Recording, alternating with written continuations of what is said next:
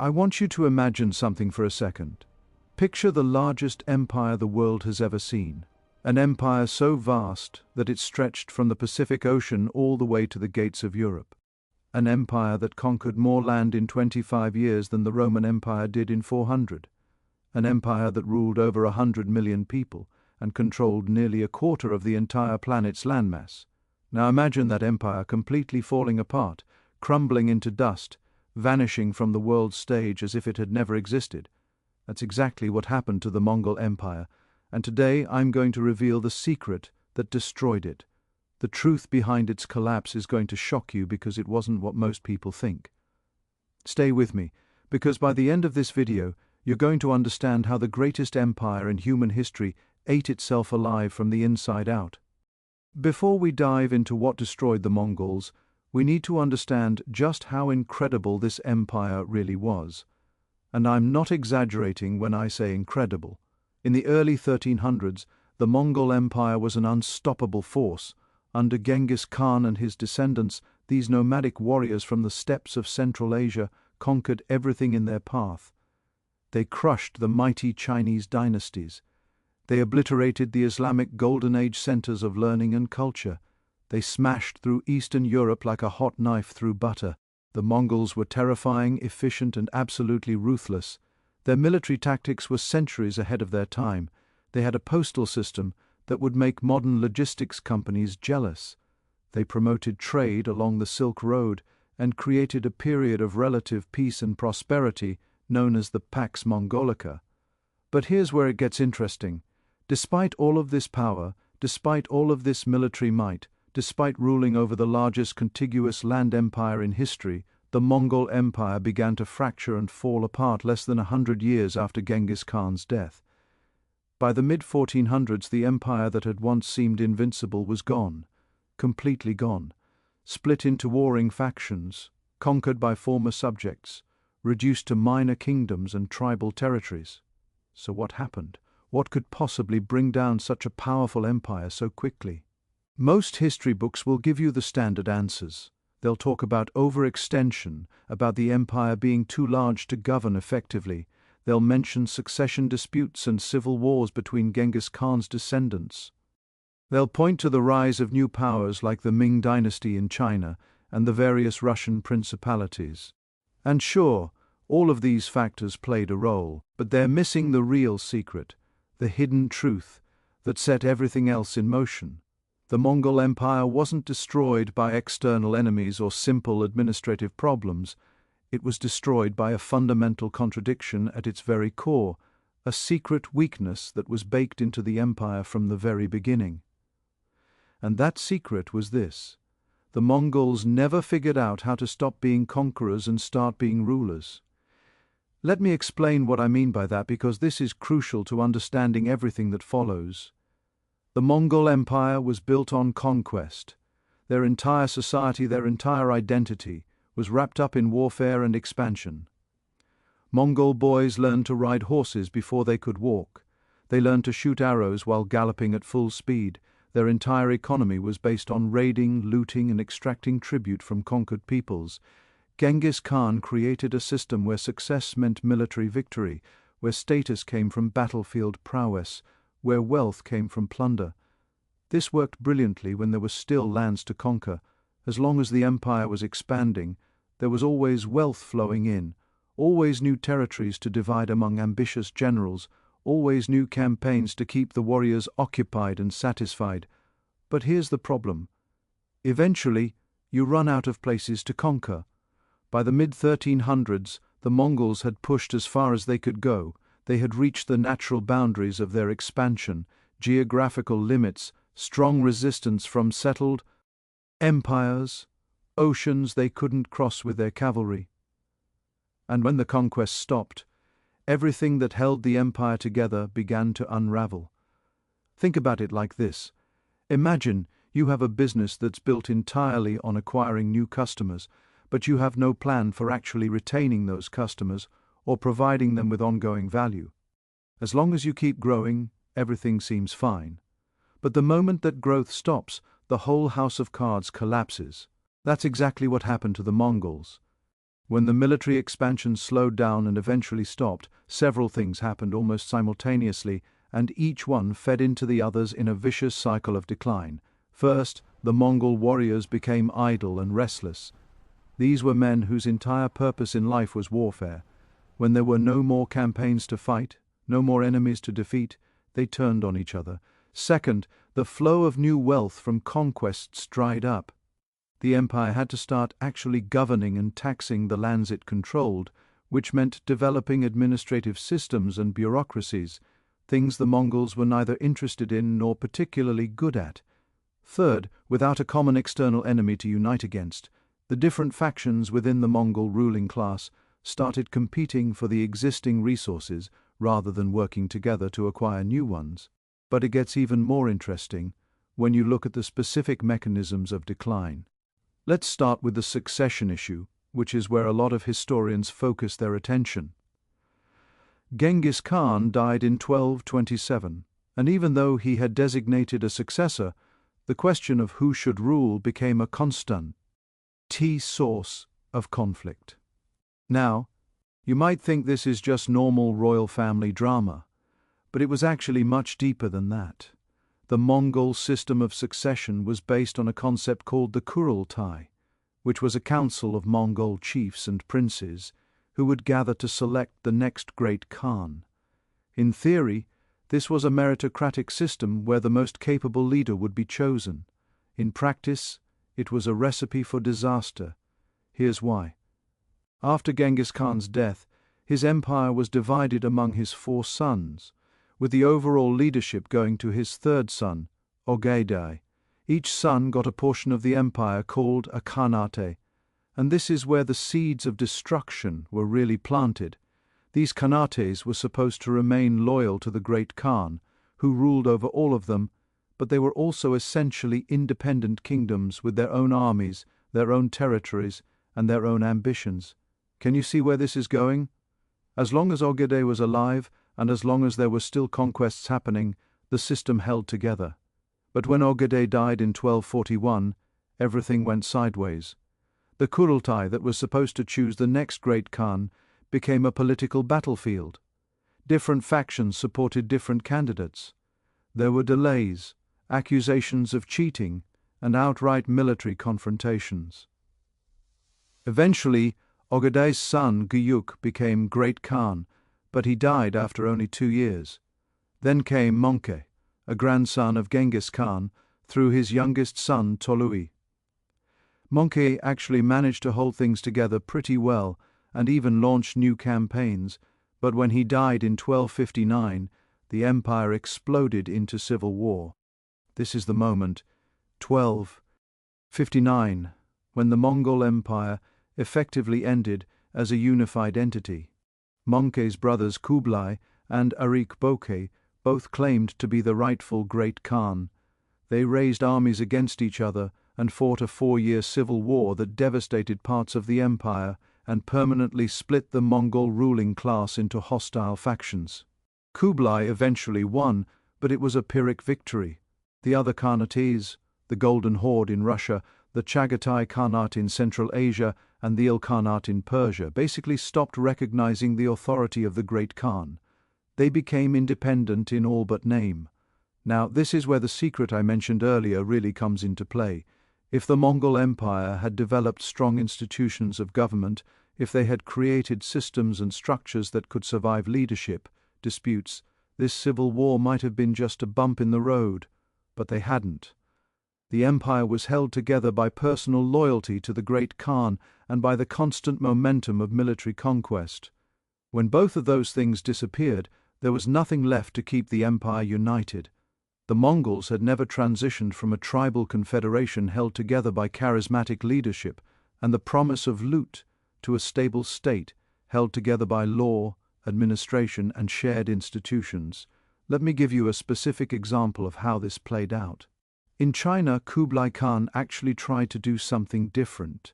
He established the Yuan dynasty and attempted to govern China using Chinese administrative methods. He built a capital at Khanbalik, which is modern-day Beijing. He employed Chinese bureaucrats and scholars. He promoted trade and culture.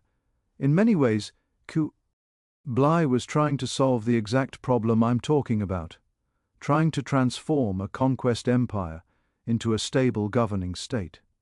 But here's the tragic irony. By doing this, by becoming more Chinese, Kublai and his successors became less Mongol. The traditional Mongol nobles and warriors saw this as a betrayal. They resented the influence of Chinese culture and administration. They felt that their identity and their purpose were being eroded.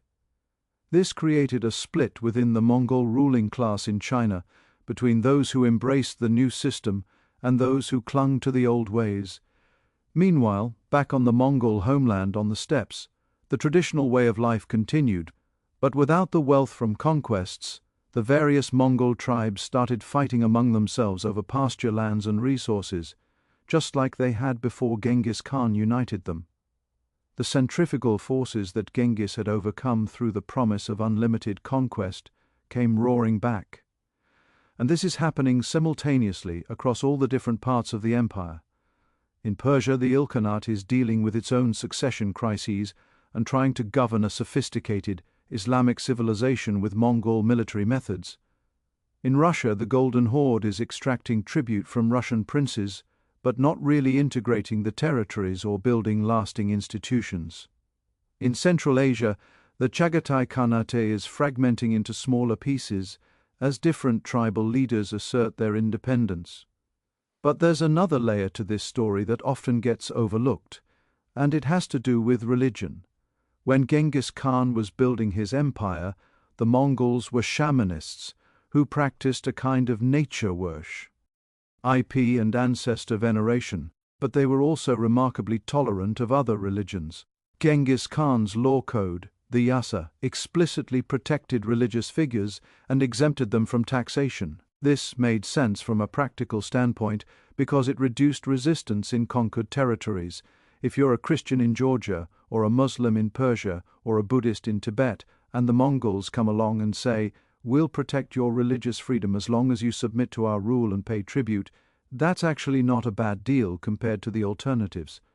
This religious tolerance was a huge strength during the conquest phase. But here's where it becomes a weakness during the post-conquest phase. As the different khanates settled into ruling their territories, they began to adopt the religions of their subjects. This happened naturally through intermarriage, cultural influence, and political calculation. In Persia, the Mongol rulers converted to Islam. In Russia, they also eventually converted to Islam. In China, there was a mix of Buddhism, Confucianism, and some Mongol nobles even converted to Christianity. Now, on the surface, you might think this is fine, maybe even a good thing, because it helps integrate the rulers with the ruled. But it had a devastating unintended consequence. It destroyed the cultural unity of the Mongol Empire. Remember, the Mongols had started as a relatively small group of nomadic tribes unified by Genghis Khan. Their shared culture, their shared identity as Mongols was what held them together. When the different branches of the family started adopting different religions and different cultural practices, they began to see each other not just as political rivals, but as cultural and religious others. A Muslim Mongol ruler in Persia started to have more in common with his Persian subjects than with his Buddhist cousin ruling in China. This erosion of shared identity made it much easier for the empire to split apart. There was no longer a strong sense of "we're all Mongols" that could bridge political differences. And then there's the economic dimension of the collapse, which is absolutely fascinating. The Mongol Empire had initially been great for trade. The Pax Mongolica, the Mongol peace, made it safe to travel across Asia. Merchants could move goods from China to Europe without having to navigate dozens of different kingdoms and pay tolls to countless local lords. The Mongols maintained roads, established way stations, and severely punished bandits and thieves. This created an economic boom. The Silk Road flourished like never before. Ideas, technologies, and goods flowed across continents. Marco Polo's famous journey to China was only possible because of Mongol rule. But this economic prosperity had a dark side that contributed to the empire's collapse. First, the Mongols became dependent on the revenue from trade rather than production. They were taxing the movement of goods rather than creating value themselves.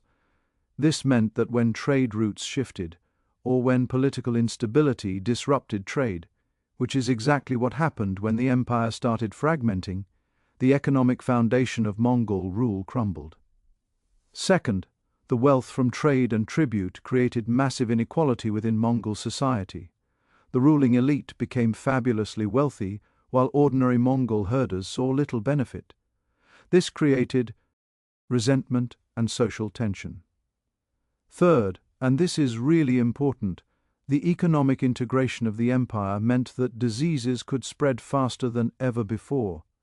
And this brings us to one of the most devastating events in human history, the Black Death. In the mid-1400s, the bubonic plague, the Black Death, spread along the trade routes of the Mongol Empire. Some historians believe it actually originated in the Mongol heartland and spread outward along the very trade networks the Mongols had created. The plague killed millions of people across Asia and Europe, somewhere between 30% and 60% of Europe's population alone. For the Mongol Empire, this was catastrophic. It decimated populations in their territories, disrupted trade, caused economic collapse, and created widespread social chaos. The Mongols, who had built their empire on military might and efficient administration, found themselves helpless against an invisible enemy. The plague didn't care about your cavalry tactics or your siege weapons. The timing of the plague couldn't have been worse for the Mongols. It hit right when the empire was already fragmenting politically. It destroyed the economic networks that had been one of the few remaining ties binding the different khanates together. It killed skilled administrators and artisans who were already in short supply. It created such widespread death and suffering that people began to question whether the Mongols had lost the mandate of heaven, whether their right to rule had been withdrawn by the gods. In China, this was particularly significant. The Chinese had a long tradition of viewing natural disasters and plagues as signs that a dynasty had lost legitimacy.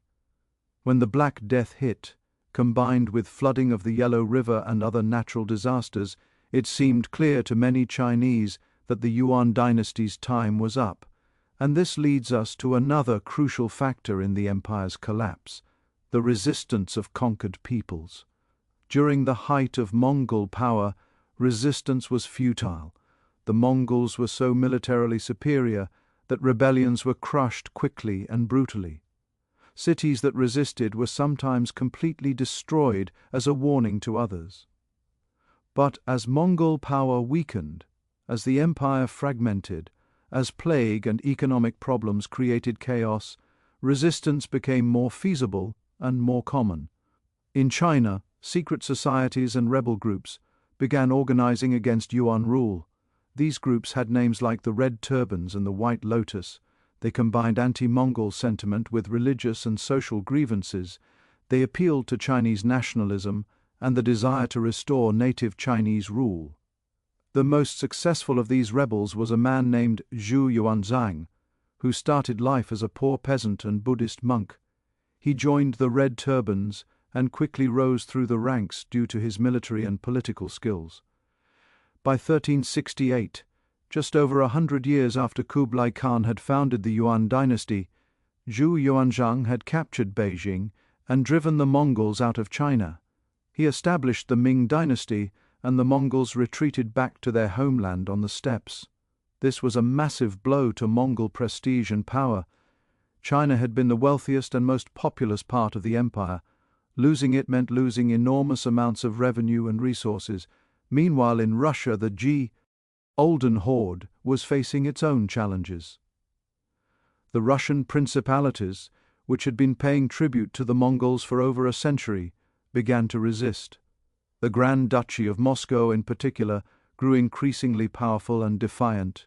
In 1380, Prince Dmitry Donskoy of Moscow defeated a Mongol army at the Battle of Kulikovo Field.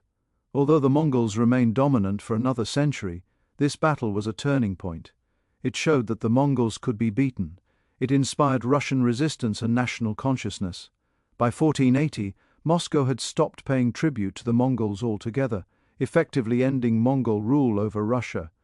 The pattern was the same everywhere. As central Mongol authority weakened, as the different khanates focused on their own survival rather than collective strength, the subject peoples saw their opportunity and took it. The Mongols had never really integrated these populations. They had ruled as a foreign military elite, taking tribute but not building loyalty. When they no longer had overwhelming military superiority, there was nothing to keep their subjects loyal. But I want to come back to the central theme, the secret that destroyed the Mongol Empire, because all of these factors, the succession disputes, the religious fragmentation, the economic problems, the plague, the rebellions, they all trace back to that fundamental contradiction I mentioned earlier. The Mongols built an empire on conquest, but never developed the institutions and culture needed to sustain that empire in peacetime. They remained, at heart, a warrior society, even when what they needed was an administrative society. They clung to their nomadic identity, even when ruling over settled agricultural civilizations. They valued military prowess over bureaucratic skill. They distributed power based on family lineage rather than competence. They never created a strong central government with clear laws and procedures that could outlast individual leaders.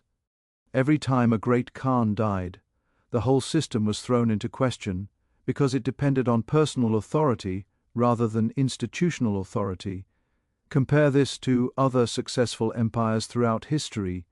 The Roman Empire developed complex legal systems, professional bureaucracies, and institutional structures that allowed it to survive weak emperors and succession crises.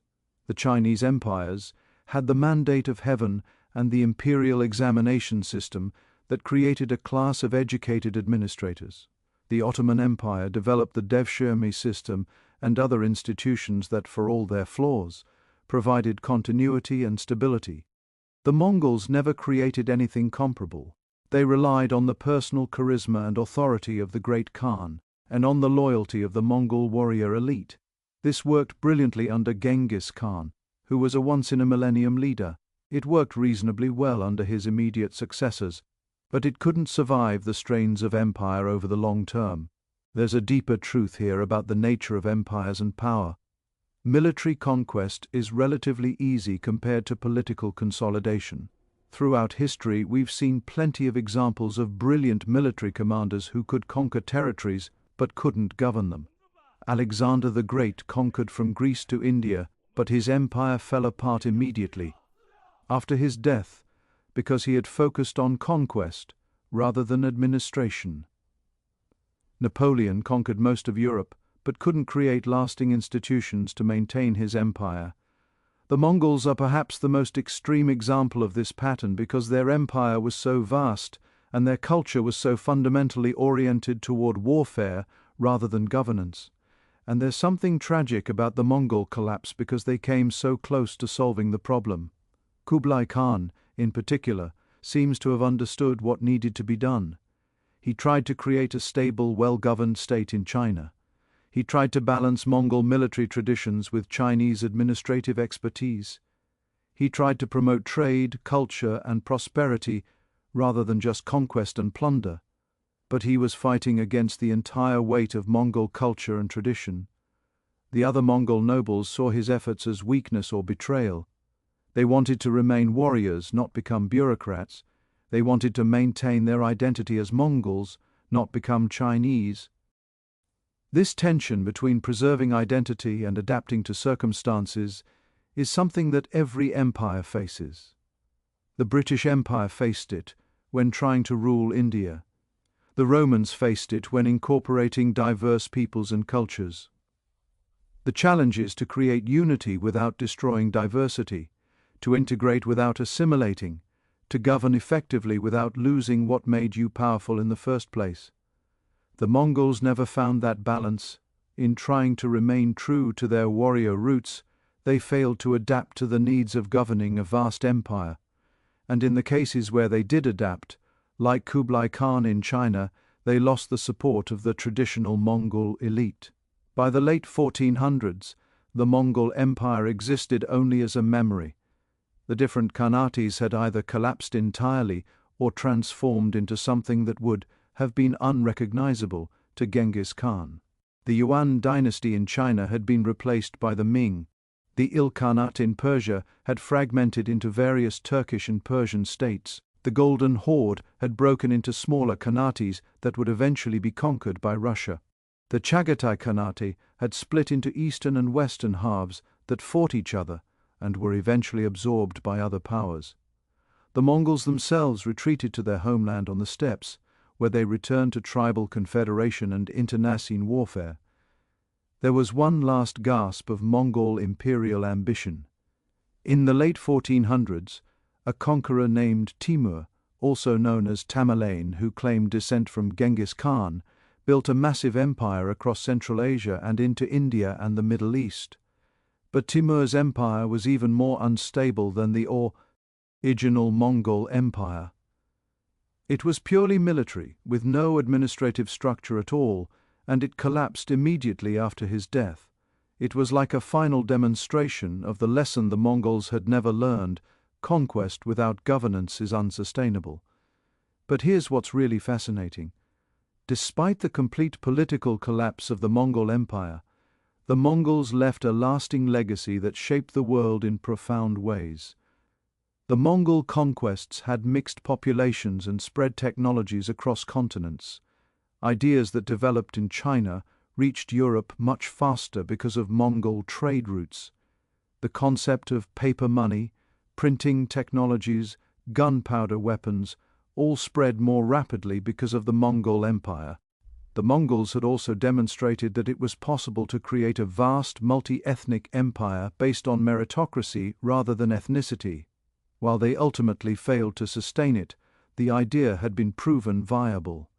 This influenced later empire builders. The Mongol postal system and administrative techniques were adopted and adapted by subsequent empires, particularly in Russia and Central Asia. Even the language of diplomacy and international relations was influenced by Mongol practices. Genetically, the Mongols left their mark as well. Genghis Khan and his male-line descendants had so many offspring that a significant percentage of the population in the former Mongol territories carry their DNA today. Culturally, the Mongols influenced everything from military tactics to cuisine to art across a huge swath of the world. So in a strange way, even though the empire collapsed, the Mongols succeeded in permanently changing the world. They just didn't do it the way they had intended. They thought they were building an eternal empire. What they actually did was accelerate the exchange of ideas, technologies, and genes across Eurasia in a way that shaped the development of the modern world. If we step back and look at the big picture, the story of the Mongol Empire is a story about the limits of military power and the importance of institutions. It's a story about how short-term success can contain the seeds of long-term failure. It's a story about the difficulty of cultural adaptation and the tension between preserving identity and embracing change. And it's a story that has lessons for us today. In our modern world, we see organizations, companies, and even countries that achieve rapid success through aggressive expansion or disruption. They grow fast, conquer market share, defeat competitors. But if they don't transition from growth mode to sustainable mode, if they don't build the institutions and culture needed for long-term success, they often collapse just as dramatically as they rose. The secret that destroyed the Mongol Empire was hiding in plain sight the whole time. It wasn't a conspiracy or a hidden weakness that enemies exploited. It was the simple fact that the Mongols built their entire empire on a foundation of constant expansion. And when that expansion stopped, they had nothing to fall back on. They were victims of their own success, their military brilliance, their cultural emphasis on warfare, their organizational structure based on conquest. All the things that made them successful conquerors made them unsuccessful rulers. They needed to transform themselves from a warrior society into an administrative society. And they either couldn't or wouldn't make that transformation. So the empire that had seemed invincible, that had conquered more of the world than anyone before or since, that had terrified civilizations from Japan to Hungary, simply fell apart. The Mongol Empire lasted less than 150 years as a unified entity. That's nothing compared to the Roman Empire's 500 years, or the Chinese dynasties that lasted for centuries. But in that brief time, the Mongols changed the world more dramatically than empires that lasted far longer. And then they vanished, not with a bang but with a whimper, fragmenting into squabbling khanates that were shadows of their former glory. The greatest empire in history destroyed itself because it couldn't answer a fundamental question: what do you do after you've conquered the world? The Mongols never figured that out, and that's the secret truth behind their collapse. So the next time you hear about the Mongol Empire, remember that it's not just a story about conquest and military genius, it's a cautionary tale about the importance of sustainable institutions, about the